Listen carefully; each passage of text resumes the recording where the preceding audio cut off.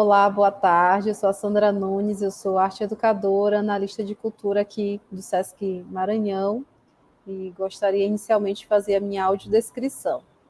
Eu sou uma mulher branca, de cabelos cacheados, uso óculos grande com armação vermelha. Atrás de mim tem uma parede bege com azulejos e um banner com a logomarca do projeto de Ressol Cultural. Sejam bem-vindos, bem-vindas, bem-vindes ao projeto de Ressol Cultural. Esse projeto que consiste na realização de programação cultural sistemática, contemplando produções da cultura popular e contemporânea em forma de apresentações e ações formativas nas expressões artes cênicas, literatura e música. Destaca-se que o projeto tem foco nas produções do Estado do Maranhão e na construção de conexões efetivas entre arte e públicos, com destaque para a mediação cultural e se dará por meio de ações nos formatos presenciais e virtuais, realizadas pelas equipes de cultura das unidades SESC Deodoro e SESC Caxias.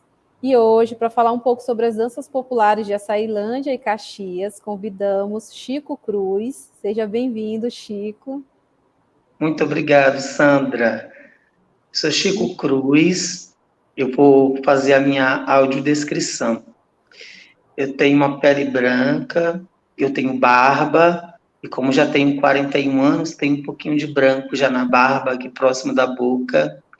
Eu tenho um cabelo curto, no momento eu estou de cabelo curto, cabelo preto, olhos pretos, e aí eu estou usando uma camisa que tem a imagem de São João Batista, e atrás de mim uma parede branca e lisa. Certo, obrigada, Chico.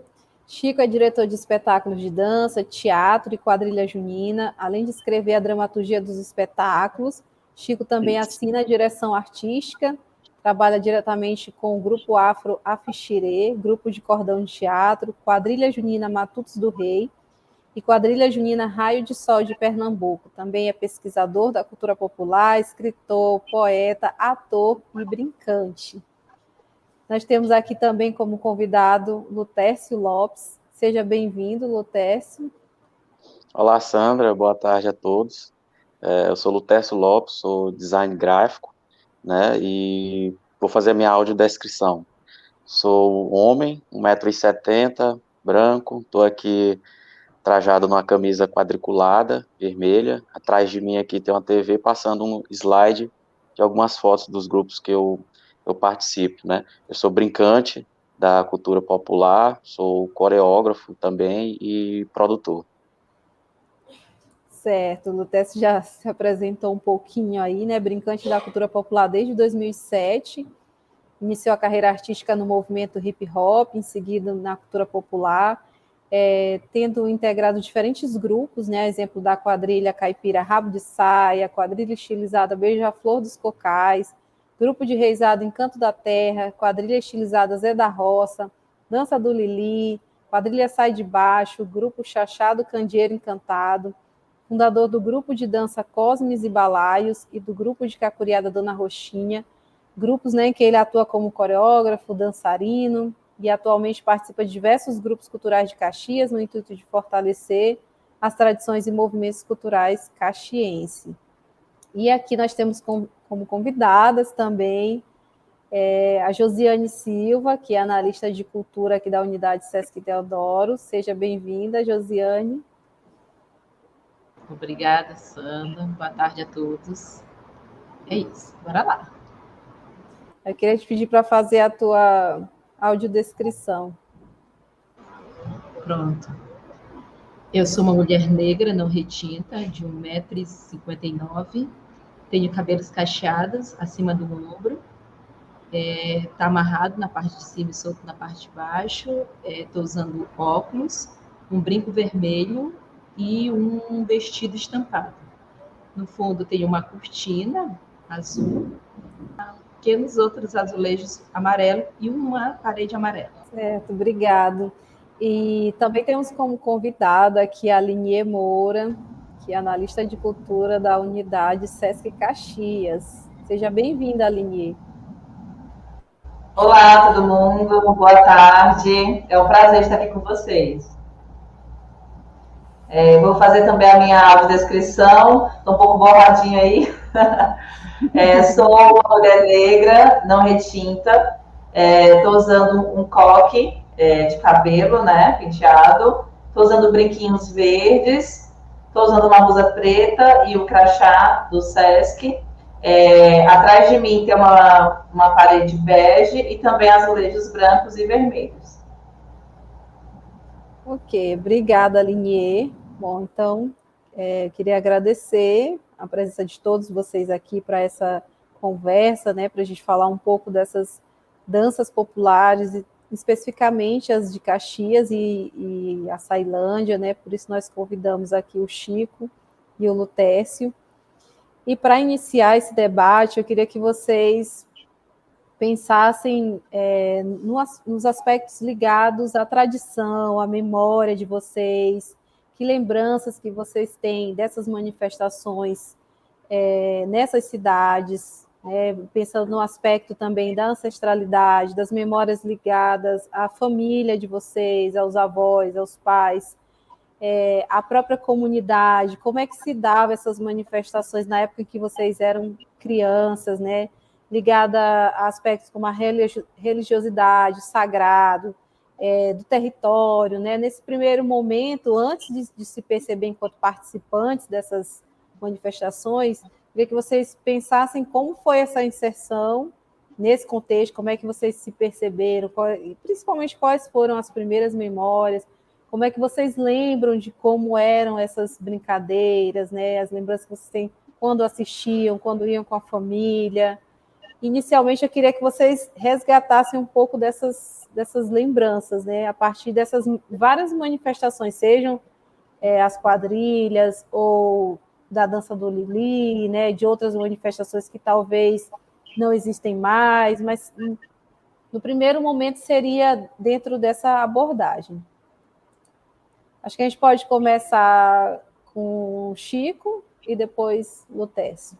Sempre quando eu penso no que eu faço hoje e no que eu sou hoje, né, eu não consigo me imaginar em outro lugar fazendo uma outra coisa, em hipótese nenhuma, porque o que eu faço hoje está diretamente ligado e conectado com a minha relação com o território onde eu nasci, território onde eu vivi e vivo, e também com as minhas raízes que se entrelaçam naturalmente com as da minha família, né, e da comunidade. Então, como isso é muito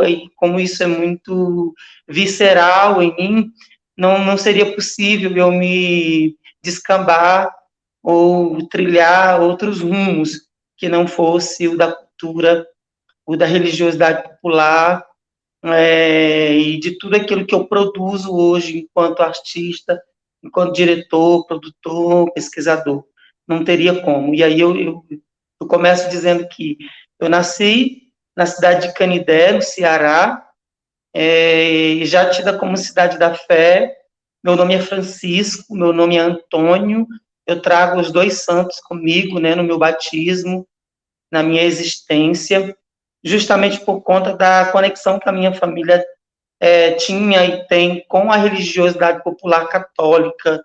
Então, já começo nascendo daí, eu já começo recebendo o nome por conta das promessas, né? Porque as famílias, com as suas vulnerabilidades e humildades, se encostavam na fé e nas promessas para poderem sustentar a sua geração, as suas crias. Então, eu já começo a minha ligação com a religiosidade aí, quando eu recebo o nome de Francisco, recebo o nome de Antônio, e por forças muito maiores ainda tem cruz.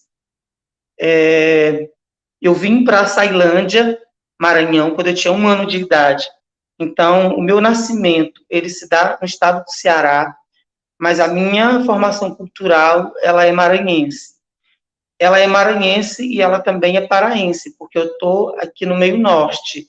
Eu estou na divisa do Pará, do Tocantins, que é norte. Então, eu sou um maranhense, cearense nordestino, mas eu também, de certa forma, eu me embriago um pouco com a cultura nortista. a dança, a música, um pouco da comida também, do palavreado, né? Chamar açaí, por exemplo, que a gente não chama Jussara, chama açaí. Então, olha só como o território ele é muito forte, né? Na minha formação cultural. Quando criança, eu lembro dos terreiros, eu sempre lembro dos terreiros. Quando eu falo dos terreiros, não os terreiros de candomblé e umbanda, o terreiro mesmo na frente de casa, que precisava varrer. E era nesses terreiros que aconteciam os encantamentos, né? Era onde o povo se reunia para poder celebrar as suas manifestações culturais, para compartilhar seus saberes, para compartilhar suas angústias, e também para fazer seus rituais, né, de canto, de dança. Então, estava tudo no terreiro.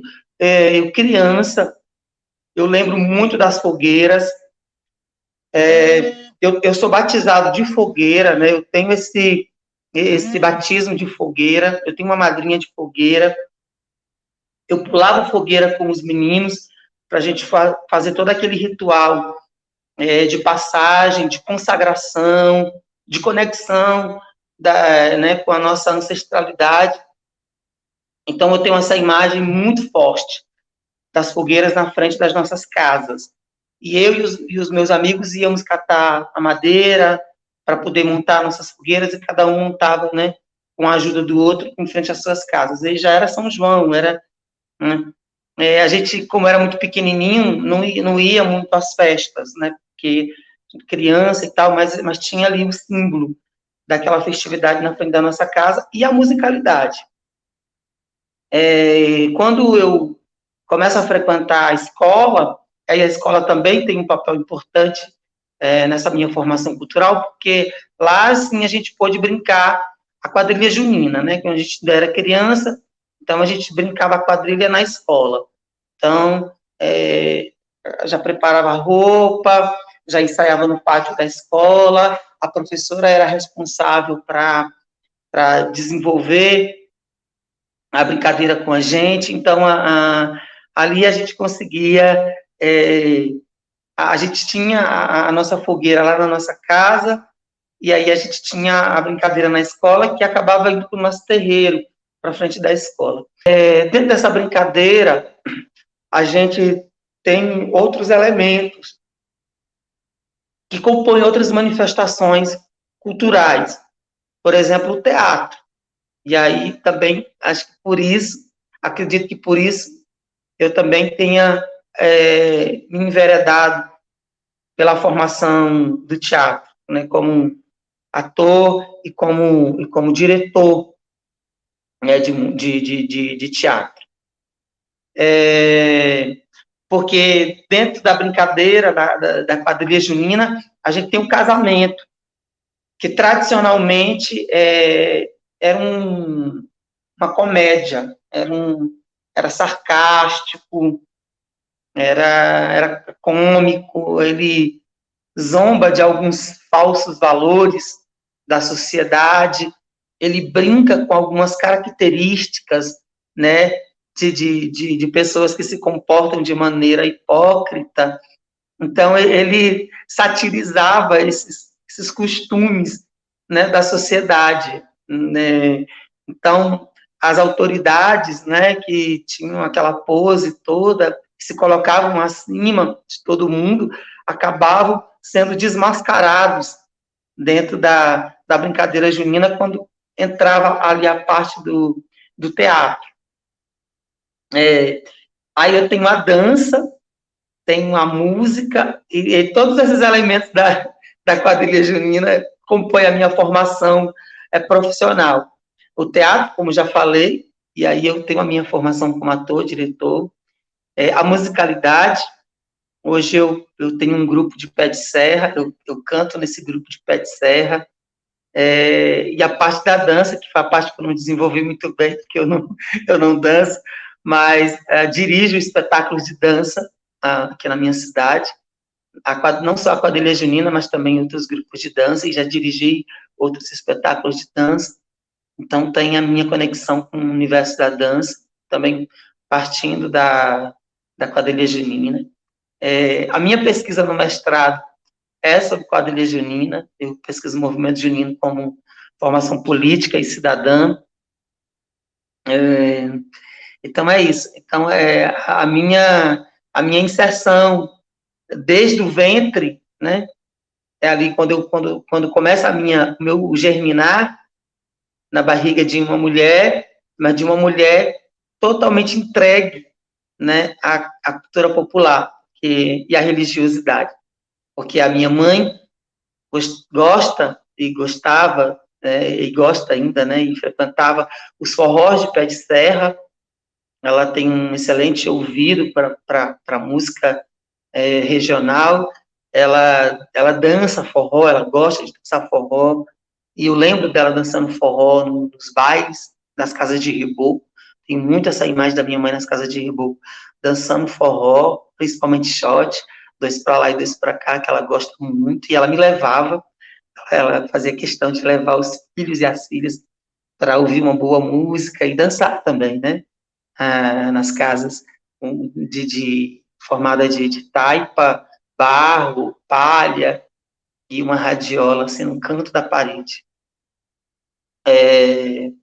E ela é uma contadora de histórias também. Ela contava muitas histórias para nós à luz das lamparinas, acendia as lamparinas no centro da casa e armava nossas redes ao redor dessa luminária natural que ela mesma fazia, e nos contava fábulas, né, de animais que viravam seres humanos e que falavam, né, por isso as fábulas.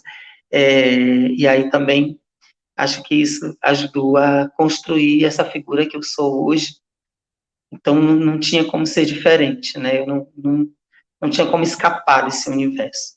A minha família, principalmente a minha mãe, que é a matriarca, ela que construiu esse caminho. Ela, além da cultura popular, da religiosidade popular católica, ela também gostava de frequentar as casas de terreiro, né, do candomblé e da umbanda, e tinha as cantorias, e ela me levava também para a gente presenciar os rituais e aprender. Ela chamava o mestre para ensinar coisas para a gente, para que a gente tivesse os ensinamentos assim da vida, através dessas sabedorias, né, que eles têm.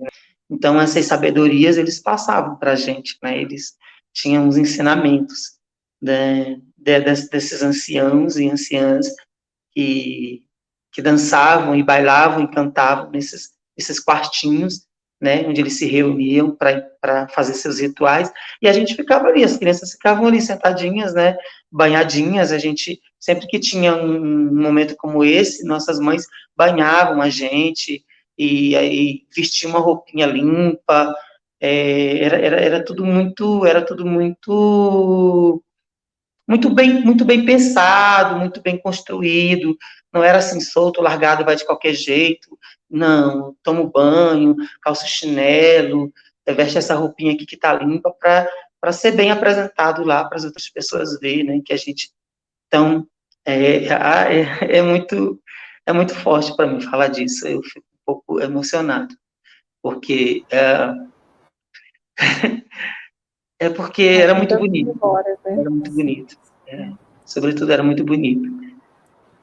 Importante, né? Todas essas lembranças que com certeza contribuem bastante para todo o processo criativo do que tu faz hoje, do teu trabalho artístico, né? Todas essas inspirações, né?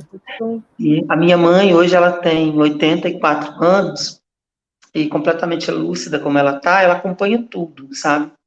Ela acompanha tudo, ela vai assistir a apresentação, ela sabe do que está acontecendo, ela sabe o que a gente está produzindo, ela opina sobre aquilo que a gente está produzindo, ela diz o pensamento dela, ela participa, ela não sai muito de casa, né, porque já está bem senhora, também agora com a pandemia ela sai menos ainda, mas ela se interessa por isso, ela ela valoriza, e sempre que ela soube que eu continuaria trilhando esse caminho e de forma profissional, mesmo que não fosse a vontade dela, que fosse a vontade que eu fosse fazer outra coisa talvez rendesse mais dinheiro, mas em nenhum momento, ela disse qualquer coisa que pudesse questionar a minha decisão.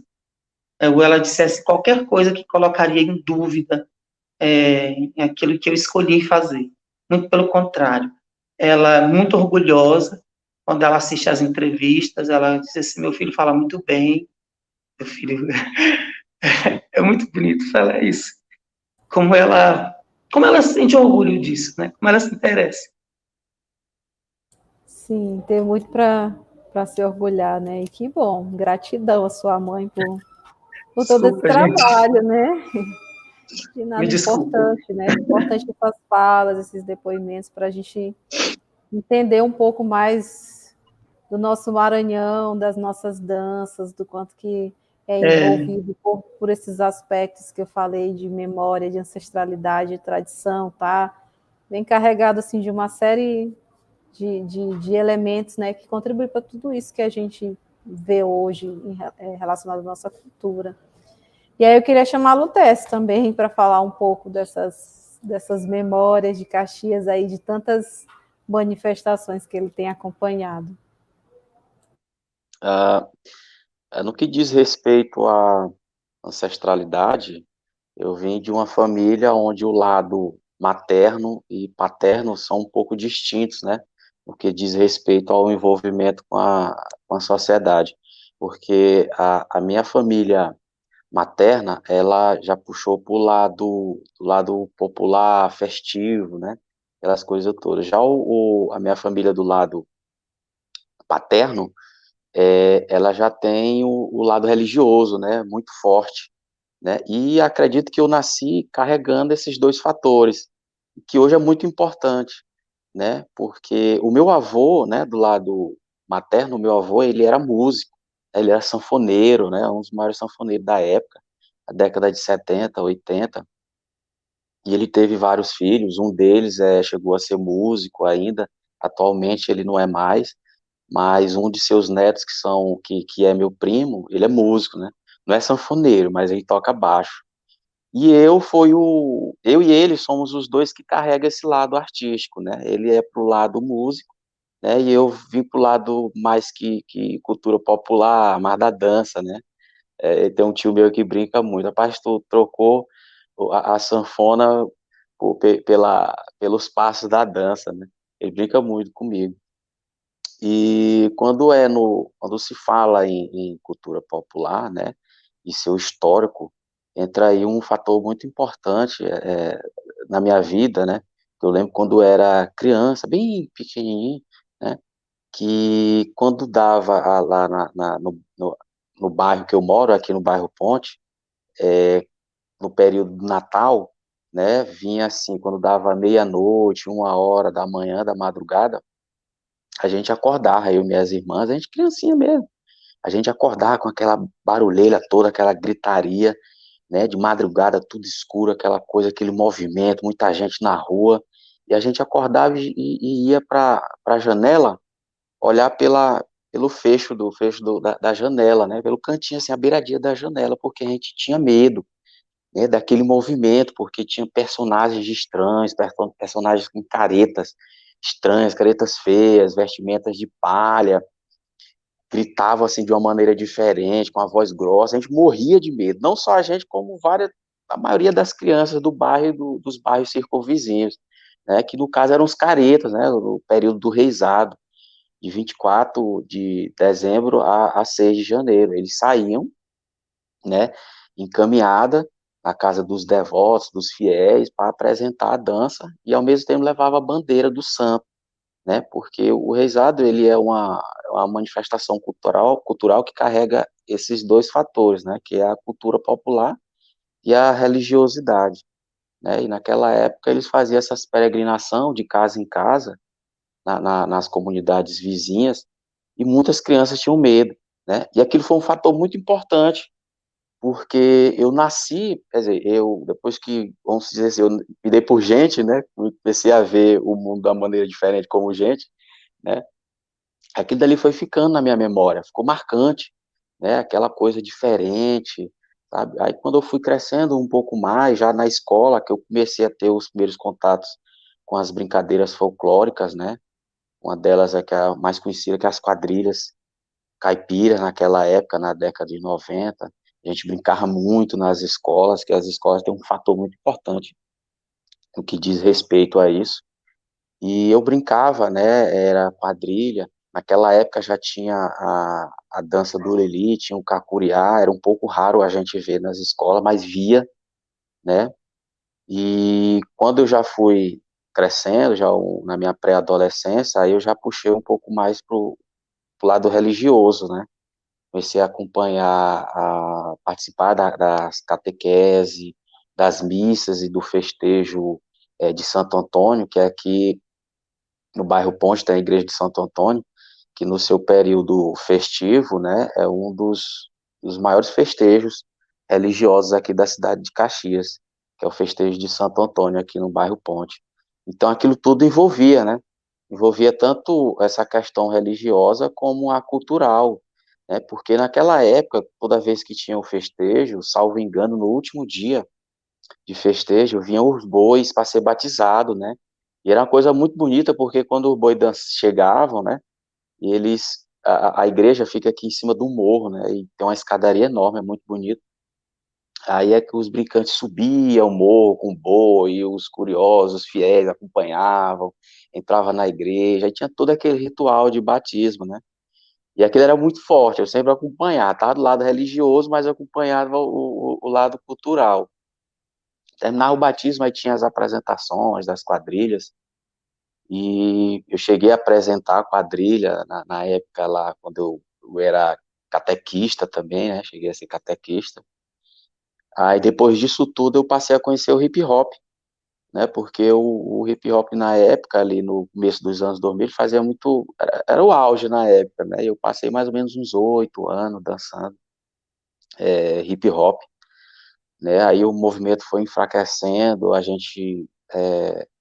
os grupos foram se acabando, graças a Deus, muitos daqueles jovens que praticavam hip hop começaram a se formar, a ter emprego, né?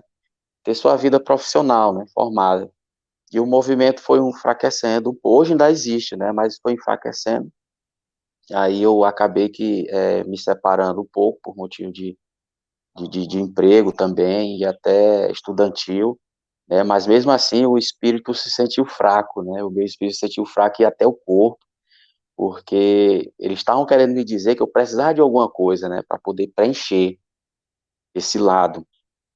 Aí foi aí que eu parei para pensar, né? O que eu posso fazer, já que o hip hop eu acho que eu já me entreguei, já aproveitei o máximo possível. Então, o que eu posso fazer para alimentar o meu lado espiritual? Aí foi aí que veio esse fator muito importante que foi esse histórico na minha memória, na minha lembrança, quando eu era criança que eu via o Reisado, né? Aí eu peguei, poxa, e por que não eu entrar no mundo da cultura popular, né? Então eu chamei um amigo meu que por questão de coincidência ele tinha essa mesma curiosidade de dançar reisado, né? Pelo mesmo motivo, né? Porque ele disse que quando era criança ele via, ele ficava assustado, tinha medo, às vezes chorava, mas aquilo dali era uma espécie de motivação, porque ficava guardado dentro da gente. E quando a gente fosse crescer mais um pouco, aquilo dali ia ser despertar do medo e da curiosidade para a curiosidade de querer participar, de querer ser um careta, né?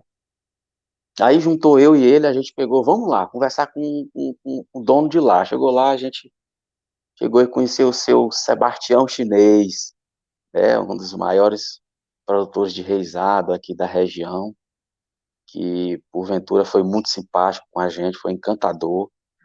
Ele simplesmente disse: basta vocês querer, né? Não paga nada, aqui tudo eu faço com muito amor e carinho. E fico muito feliz de vocês, jovens, estar procurando essa tradição tão bonita. Aí pronto. aí foi amor à primeira vista, né? Isso, quando eu entrei no Reisado foi em 2016, e até hoje hoje o seu Sebastião, para mim, é como se fosse um pai, e essa brincadeira eu amo muito, todo ano eu tô lá, em São João a gente dança, e paralelo a isso também, como eu sou um amante da cultura popular, eu não poderia deixar de participar dessa brincadeira também, que é uma tradição já no Brasil todo, que são as quadrilhas, né? Quando eu entrei no Reisado e participei, eu imaginei assim, poxa, mas tá faltando mais algum pitacozinho ali para poder me complementar, né? Aí foi a hora que eu procurei um grupo junino aqui da cidade, e que porventura estava iniciando, né, uma quadrilha estilizada daqui, sendo que as quadrilhas caipira eu sempre dancei na minha adolescência, né? Mas o Reisado foi aquela que despertou mais o interesse pela cultura popular, né? Aí depois eu adentrei nas quadrilhas estilizadas, né? Hoje eu já estou no terceiro grupo, já participei das três, que aqui em Caxias tem três juninas estilizadas, né? E aí daí eu fui pegando aquele amor, aquela coisa, eu vi que era, não me supria exatamente como eu queria, né? Porque eu acho que, para mim, a brincadeira é muito linda, é muito bonita. Então, aquilo que eu vejo é que Deus está me dando a capacidade de poder participar, eu estou ali. Se Deus está me dando essa capacidade de poder ajudar, eu estou ali ajudando, né? E depois daí, eu passei a participar, não só do Reisado, como das quadrilhas, eu entrei por a dança do Lili, do nosso mestre Pelé, o amado Pelé, um grupo que eu tenho muito carinho, que eu tinha muita vontade de participar, eu já estou com uns 3, 4 anos no grupo. Dançar o Lili, eu vou dançar, vamos dançar o Lili, porque é uma dança popular. Vamos dançar o Lili, eu vou dançar, vamos dançar o Lili, porque é uma dança popular. A dança do Lili é origem do Maranhão, é da cultura de Caxias, nossa princesa. Depois entrei pro Chachado, Candeeiro Encantado, né? Depois ajudei a fundar o Cacuriá da Dona Roxinha, junto com a direção, né, da Dona Roxinha, uma das pessoas muito amada aqui em Caxias, uma das maiores produtoras culturais daqui. E em meio a isso, toda essa questão de poder adentrar, de poder participar, pelo amor que eu tenho pela cultura popular, eu acabei que querendo plantar uma sementinha ali para crescer algo não só meu, mas como dos meus amigos, que eu tenho muita admiração, que foi um grupo de dança, né? Eu falei assim, por que não eu, eu criar, mas ao mesmo tempo chegar meus amigos para me ajudar também? E não criar algum grupo de dança, algum grupo de dança que represente as nossas, as nossas tradições, tanto rurais como aquelas que são urbanas, mas que são evoluídas das tradições, das atividades rurais, né? Aí foi que a gente criou o grupo Cosmes e Balaios, que é um grupo de dança contemporânea que utiliza somente músicas instrumentais, né, com aquela pegada bem sertaneja, como ritmos de orquestra de pífano, baião, xote, chachado, e daí a gente foi desenvolvendo a dança através desses ritmos, uma coisa bem diferente, onde a gente conta também, expressa histórias nordestinas, né, como a Asa Branca, da visão do Luiz Gonzaga, e até mesmo da Revolução da Guerra da Balaiada, né, que foi o nosso primeiro espetáculo. Então isso foi tudo que veio caminhando na minha vida e que teve um papel muito importante para você ver a questão do histórico, né, cultural dos grupos, dos movimentos aqui de Caxias. Eu lembro de Lutécio em Caxias no movimento hip hop, né, logo no início, e como foi importante, né, ver esse teu passeio assim pela história da cultura popular caxiense dentro dessas várias manifestações, né? Fiquei pensando muito sobre o papel da escola, né, do primeiro contato Isso. das crianças com com as brincadeiras, né, da sua cidade, né, como é importante esse envolvimento assim a partir da infância, né? Mas eu queria abrir esse momento para Aline, Josi, se tiverem algumas perguntas. Olá. Aline.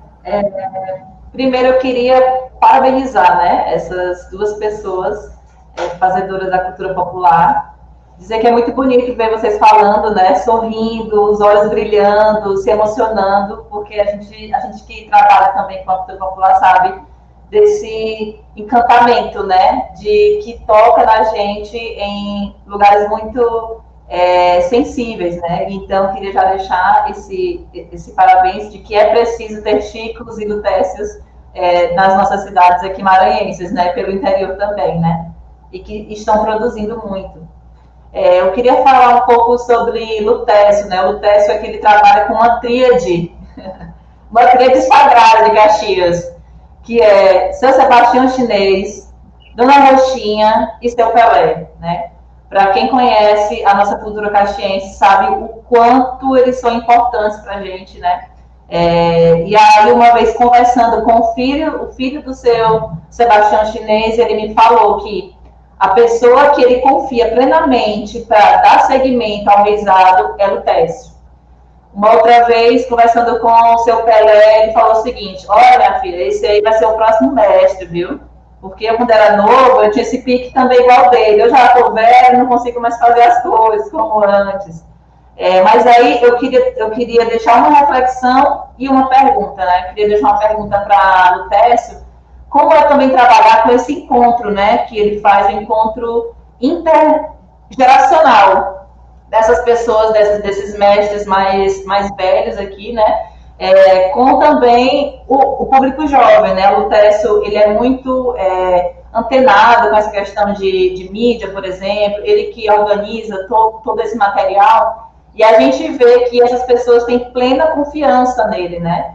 Então, como que se deu essa tua relação com esses mestres aqui, né? Você trabalha com três pessoas muito expressivas aqui da nossa cultura popular. E também queria perguntar para vocês, na opinião de vocês, né? Sabendo dessa questão da tradição, né? Que as pessoas acham que tradição é algo fechado, algo concreto. Não, a tradição ela vai se moldando. É tanto que a palavra tradição ela é um verbo, assim, ela é passar, ela é repassar, ou seja, ela é uma ação, né? Ela é contínua.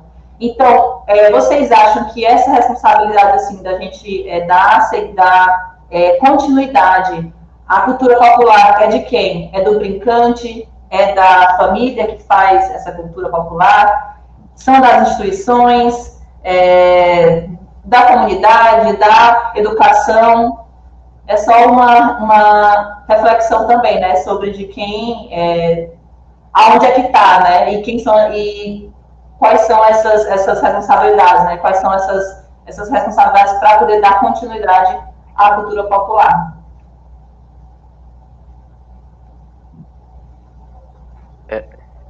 Na verdade, essa ligação, quando eu comecei com o Pelé, né, o seu Sebastião e a Dona Roxinha, eu comecei pela necessidade, eu comecei a enxergar deles, né, porque são mestres que já vêm há muito tempo, né, na luta, nessa labuta pela cultura, essa guerra de poder todo o tempo estar ali botando os grupos em pé e mantendo as tradições, podendo se apresentar nos seus períodos, no período festivo, no período de São João, período natalino.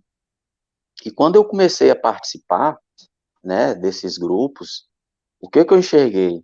Né, tinham coisas que eles estavam assim meio que cansados de poder conseguir, né, vamos supor, editais, né, inscrições para participar em eventos tal, né, e às vezes muitos deles desistiam, não, vamos deixar isso aí porque é muito burocrático, às vezes nem burocrático era, às vezes você tem que ter um certo meio de aparato tecnológico, vamos supor um computador para poder usar um e-mail, enviar um documento escaneado, né?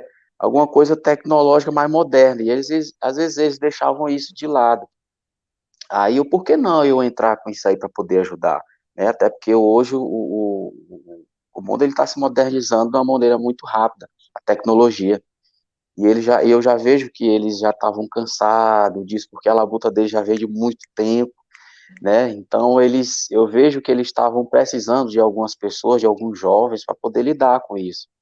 E foi aí que eu vi, né? Principalmente o seu Sebastião Chinês, né? Quando eu entrei, eu vi essa necessidade dele. Então, bora lá, seu Sebastião, se eu puder lhe ajudar, ajudo nisso.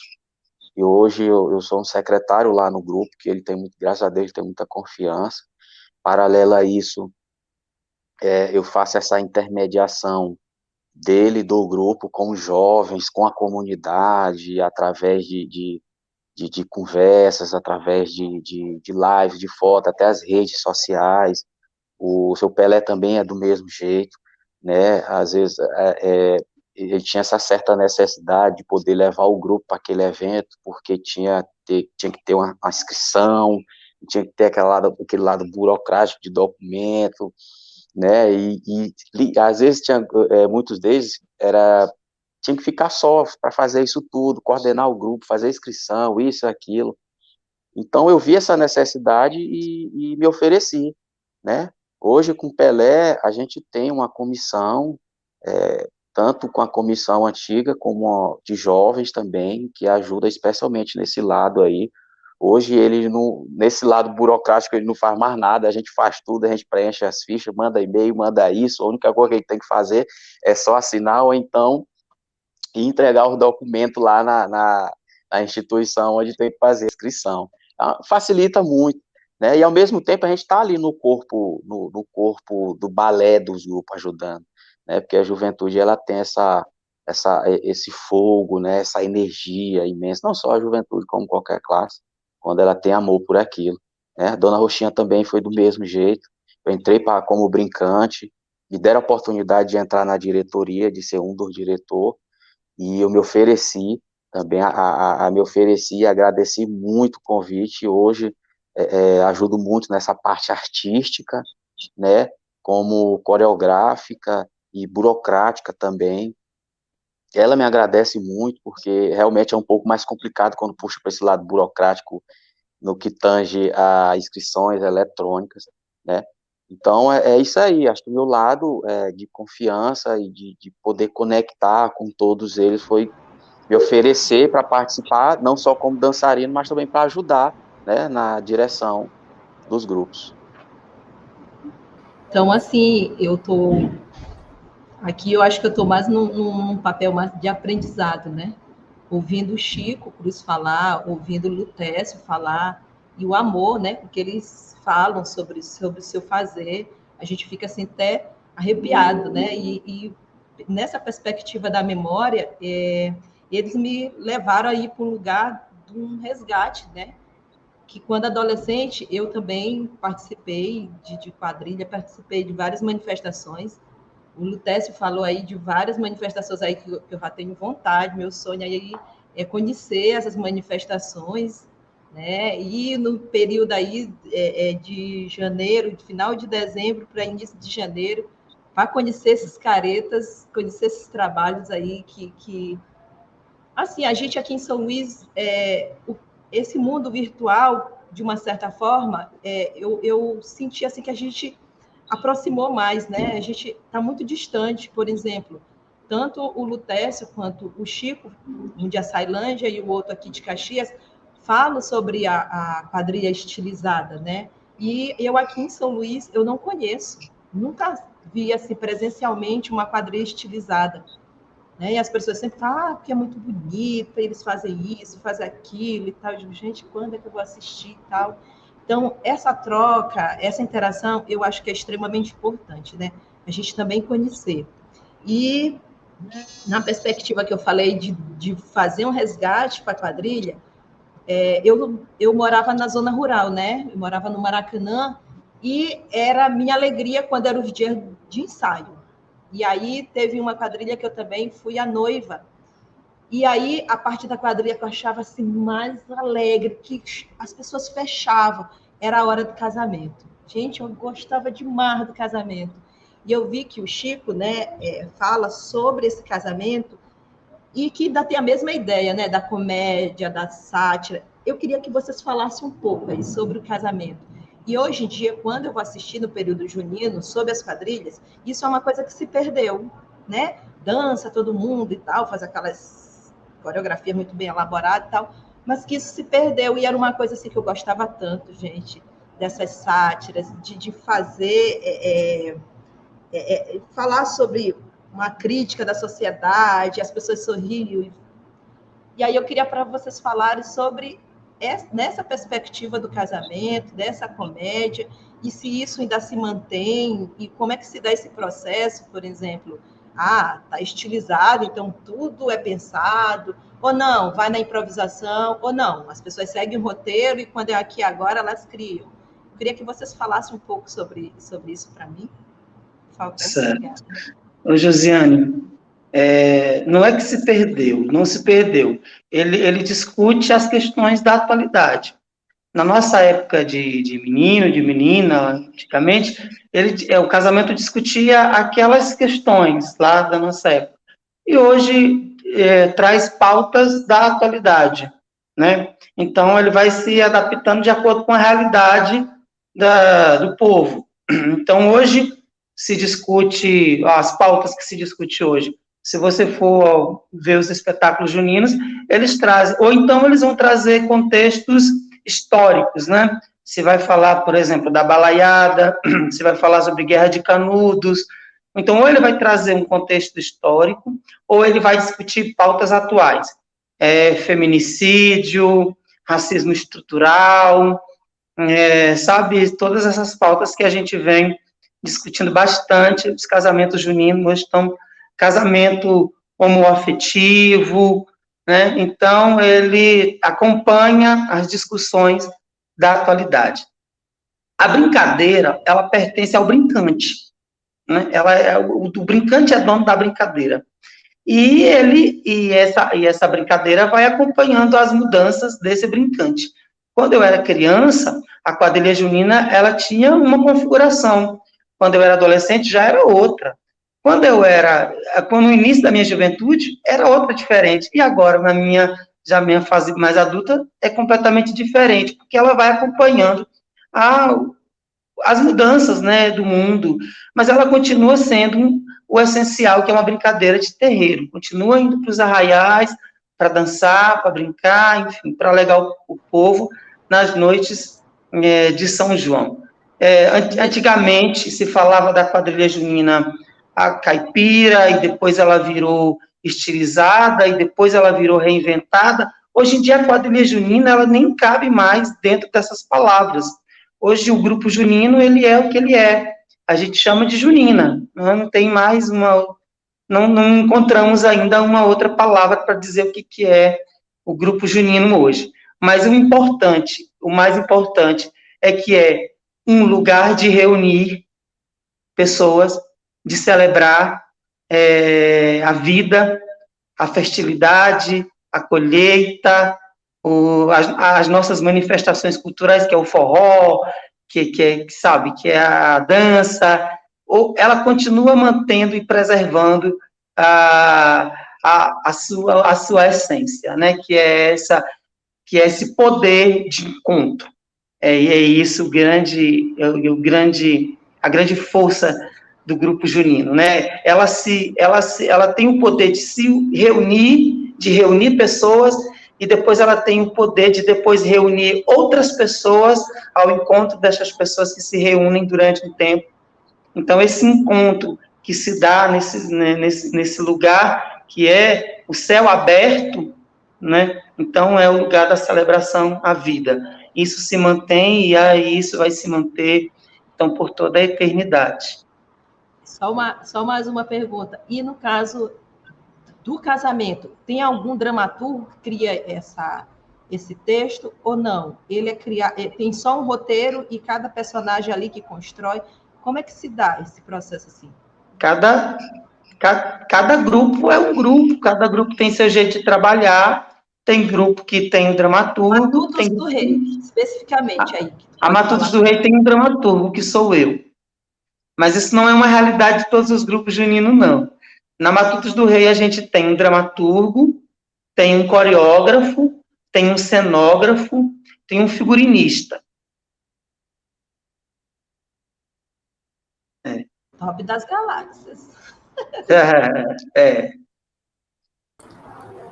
Então, Chico fala desse lugar de encontro, né? Ainda mais agora nesse período, aí se aproximando do período junino, os preparativos, que a gente já está com essa saudade desse encontro, né? Tanto que seja no barracão, nos terreiros, no espaço de ensaio, de construção desses processos que vocês estão acostumados, né? Ou do outro lado, que é o do público, de apreciar, de se divertir, de se entreter com isso que é tão nosso, né? Da nossa maranhensidade, que são essas festividades.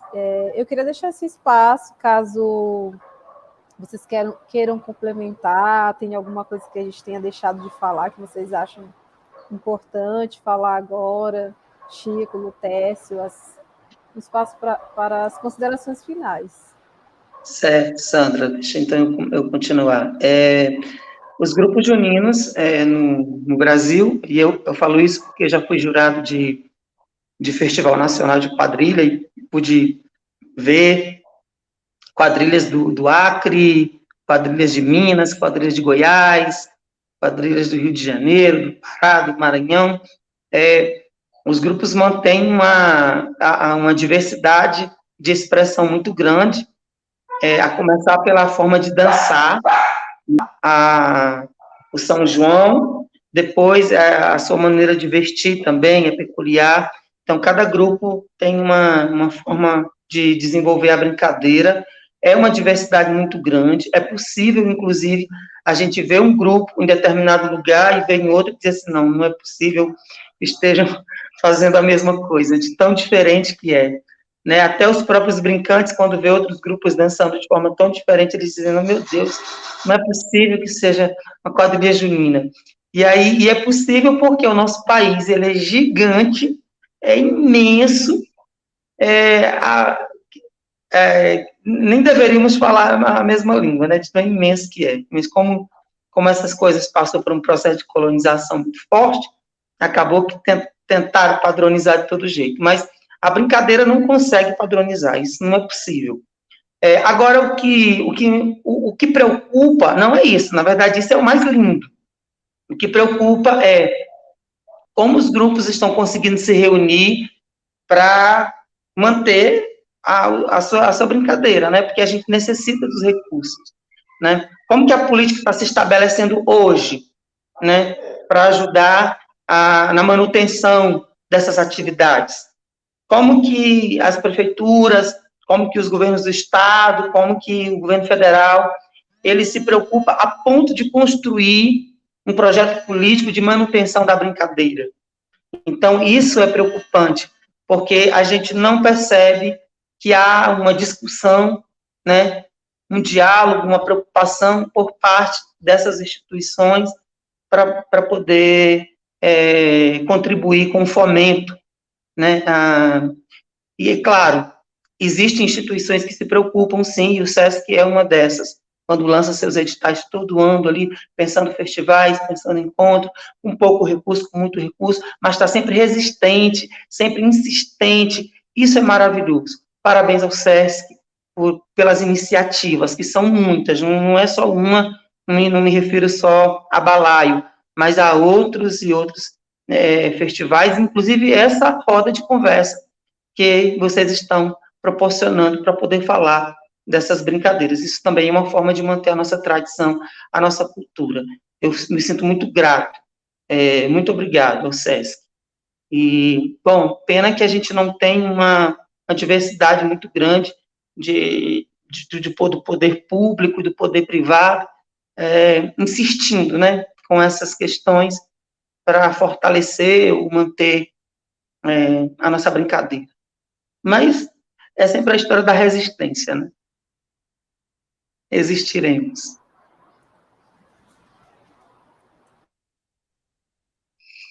Eu queria aqui deixar os meus agradecimentos aos meus mestres também, né, que eu não poderia deixar de esquecer, né, o senhor Pelé, Dona Roxinha, o senhor Sebastião Chinês, e a todos aqueles também que me dão a oportunidade de participar dos grupos, e poder estar aí ajudando, né, e mantendo essas tradições aqui na cidade de Caxias.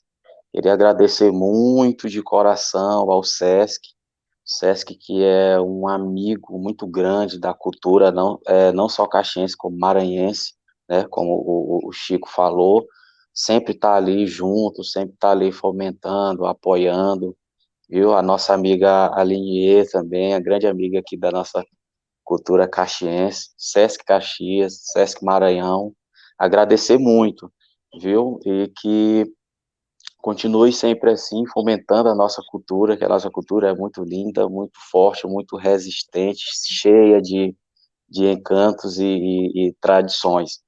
Eu muito obrigado ao SESC, eu muito feliz, muito grato pelo convite e muito grato por tudo, viu? Muito obrigado, SESC. Obrigada, Lutécio, Aline, Josiane, se vocês quiserem fazer suas considerações. Então, eu gostaria de agradecer aqui a Sandra pelo convite, ao Chico, ao Lutécio, né, por esse momento que foi muito prazeroso, eu aprendi muito com vocês. E muito obrigada. Oi, gente, queria só agradecer o convite também da Sandra, agradecer Josi, Letícia, que está por aí também, né? E aos nossos convidados mais que especiais, né? Chico e Lutécio. Continue aí resistindo, existindo, e que a gente também vai trabalhar muito para que a cultura popular permaneça, que a gente possa fomentar cada dia mais, tá bom? Um beijo para todo mundo. É isso, né, que a Aline falou, o SESC está aqui trabalhando em prol da cultura, da promoção do fomento, dentro dos seus vários projetos, né, várias iniciativas a partir do programa Cultura. Agradecemos imensamente a participação de vocês. Importante conhecer um pouco mais do nosso estado, para além da capital, o que vem sendo produzido, as manifestações, quem está produzindo, como a Aline falou, né, o Técio, o Chico, por esse trabalho tão importante dentro dos locais em que vocês estão, que precisa realmente desses agentes, né, para continuarem fomentando e fortalecendo as nossas tradições. Então, obrigada a todos vocês. E eu queria pedir também para quem quiser acompanhar as nossas redes sociais, acompanhar a programação virtual do DRSOL Cultural, programação presencial, né? Ficar conectado aí, que tem programação o ano inteiro, a partir aqui de iniciativas da unidade de São Luís, do interior, de Caxias.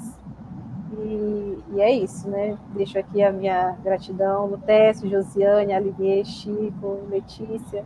Obrigada a todos e todas, e até a próxima. Até a próxima. Obrigado, Sandra. Tchau, gente. Tchau, tchau.